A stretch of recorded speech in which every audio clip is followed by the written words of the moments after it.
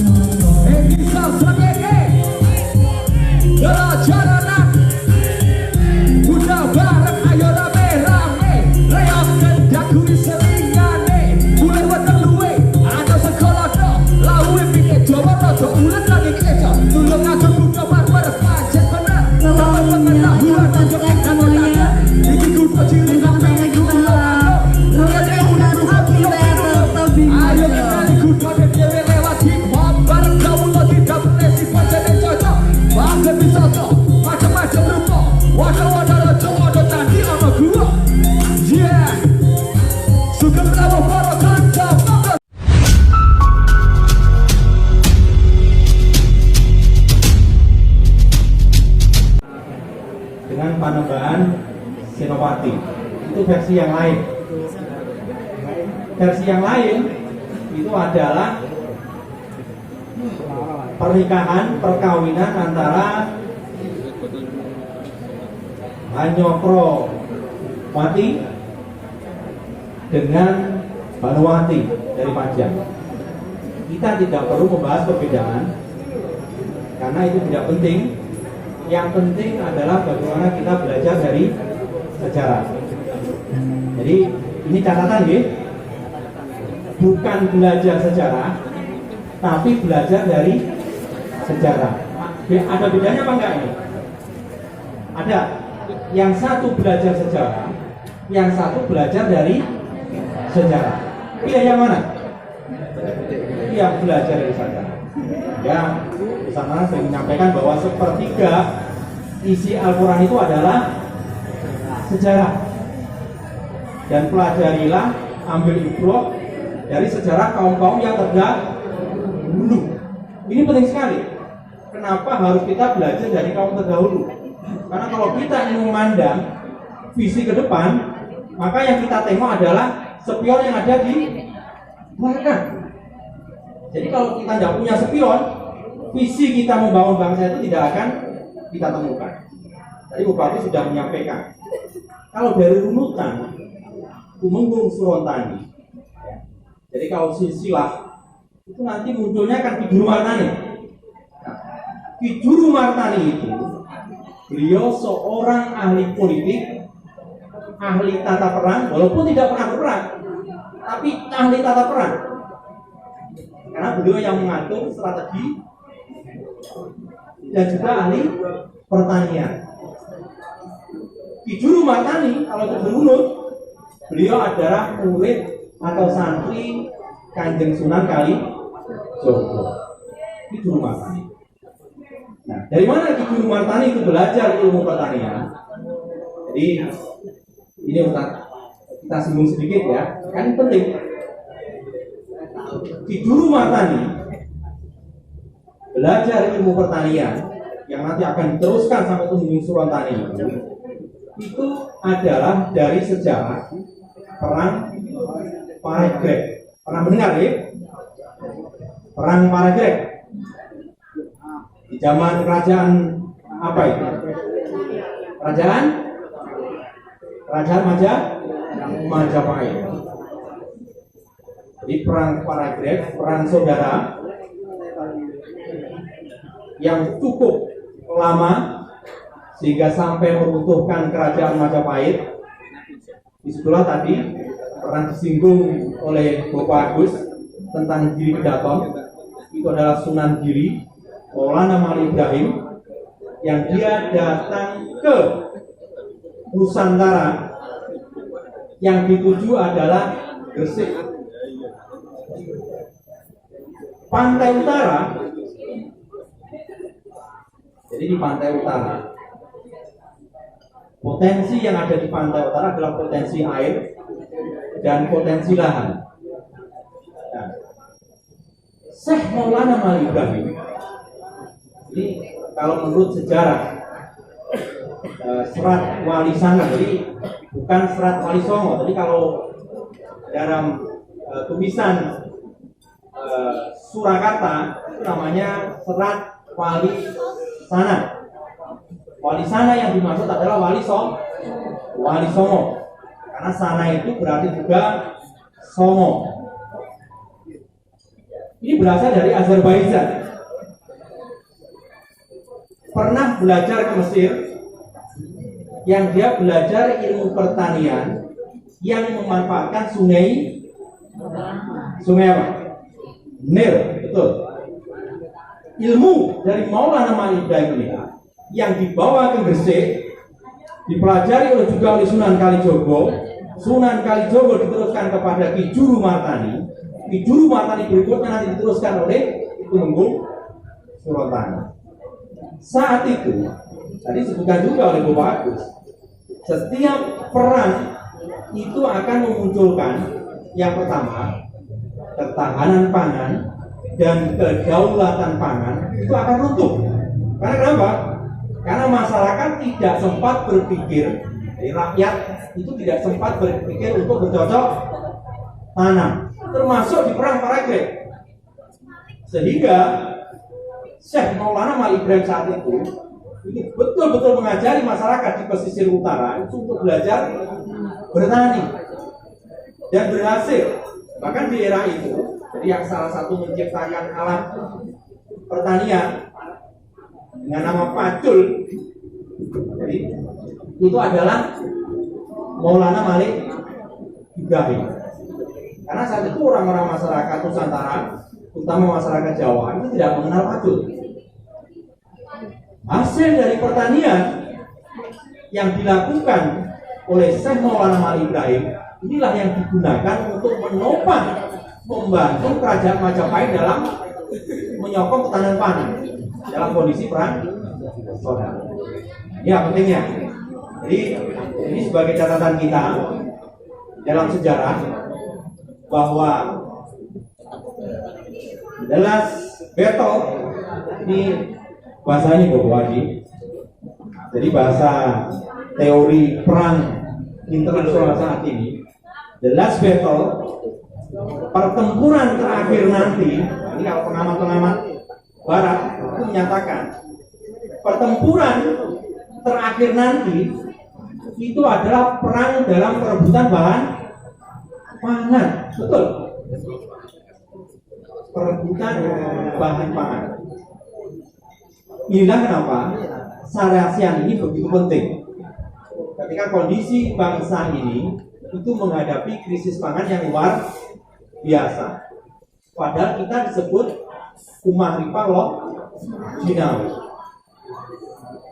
Coba kita melihat bagaimana Sultan Agung merancang strategi untuk menyerang Mataram.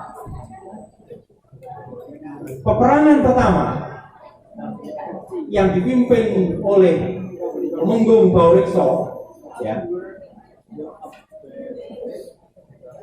sempat gagal dan dianalisa itu karena persediaan cadangan pangan.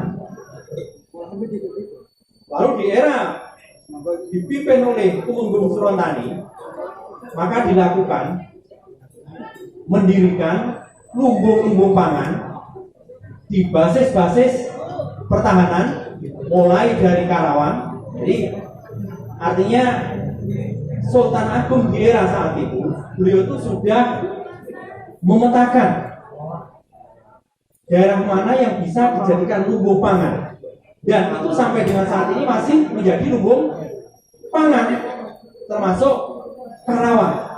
Itu jalur untuk menuju Batavia. Ini andai, kita berandai-andai. Di peperangan yang kedua, ketika Sultan Agung mengirim prajurit dengan totalitas, sebenarnya saat itu andai, ini berandai-andai saja ya, andai saat itu tidak ada yang berkhianat, memberitahukan tentang posisi-posisi lumbung pangan, Haji de Graaf, seorang sejarawan Belanda yang menulis khusus tentang Kerajaan Mataram Islam, itu menyatakan saat itu bisa saja Sultan Agung adalah sebagai pemenang, karena lumbung-lumbung pangan yang sudah disiapkan mulai dari jalur pertempuran, mulai dari Mataram yang ada di Kota Gede sampai menuju Batavia, itu diketahui oleh pihak intelijen Belanda. Untuklah di bom istilahnya ya. Saat itu sudah ada ini pokok. Jadi sudah ada meriam yang ditembakkan dari kapal laut. Jadi dari kapal VOC itu langsung meluncur ke ini, ke lumbung-lumbung pangan ini.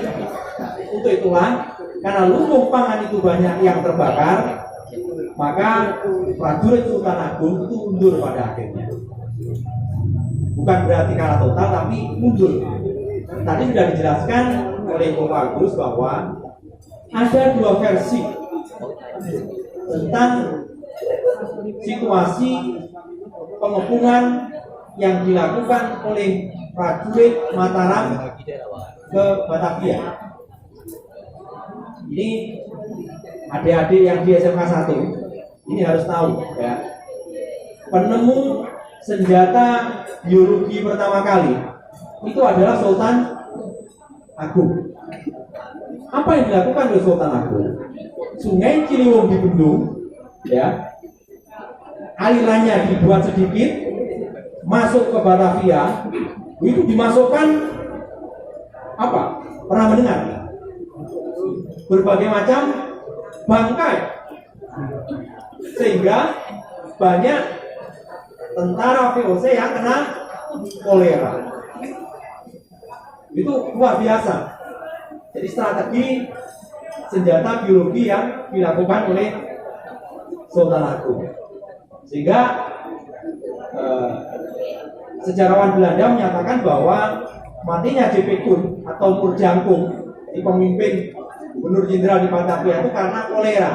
Padahal yang benar adalah versi yang dinyatakan oleh Bapak Agus tadi bahwa JP Koen atau Moerjangkung itu sudah menjadi target Sultan Agung sejak lama. Karena kenapa?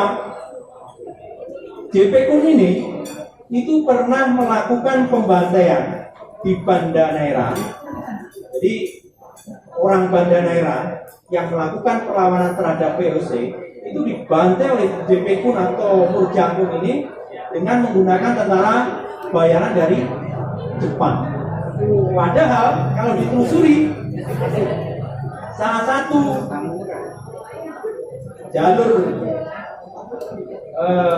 dari itu, dari Sultan Agung itu adalah dari Banda Neira. Jadi Sultan Agung sudah punya misi bahwa JP Koen harus mati. Dan itulah dikirim tentara-tentara khusus, pasukan-pasukan khusus yang bisa memenggal kepalanya JP Koen, dan tadi sampaikan Bu Agus, dan ditanam di tangga yang berapa tadi? Tangga 517. Sehingga kalau kita ziarah ke makam Imogiri, maka kita akan injak kepalanya JP Koen. Ini masih disengaja oleh Sultan Agung. Berikutnya kita kembali kepada konsep ketahanan pangan. Kalau kita mau lihat konsep ketahanan pangan Tumenggung Surotani, itu adalah yang dititahkan oleh Ki Juru Matani. Coba sekali-kali kalau ke Masjid Gede, lihatlah tanda-tanda di Masjid Gede itu. Itu adalah tanda-tanda tanaman yang beragam. Kalau bahasa pertaniannya adalah tanaman yang bukan monokultur tapi multikultur, beragam. Saat ini kesalahan kita adalah menggantungkan kepada beras. Padahal politik beras itu akan senantiasa terus berjalan. Saat ini adalah musim panen, tapi beras-beras yang ada di Bulog itu penuh dengan beras impor dari Cina kan. Sayangnya beras yang saat ini, padi yang saat ini kita tanam, harga gabah per hari ini kita mendengar kalau tidak salah kering sawah itu 48.000. Nah, kalau dihitung-hitung petani kita itu rugi. Rugi. Pakpok bahasanya. Untuk itulah kenapa di era seperti ini bagaimana Ki Juru Martani memberikan kitab bertani lalu lanjutkan oleh Tumenggung Surontani itu adalah tanaman yang tidak seragam, tidak boleh monokultur. Jadi kalau kita mendengar falsafah matanam itu ada polo kependem. Napa niku polo kependem? Elo, konek, wi, dulu, konyong, suwep, danong, garut, banyak. Dan itu adalah sumber karbohidrat dan itu sumber karbohidrat yang lebih baik daripada beras. Dulu mbah-mbah kita dulu, mbah-mbah kita dulu, tambah 1 menit nih, biar selesai. Mbah-mbah kita dulu itu tidak pernah mengenal yang namanya penyakit diabetes, karena tidak tergantung kepada beras.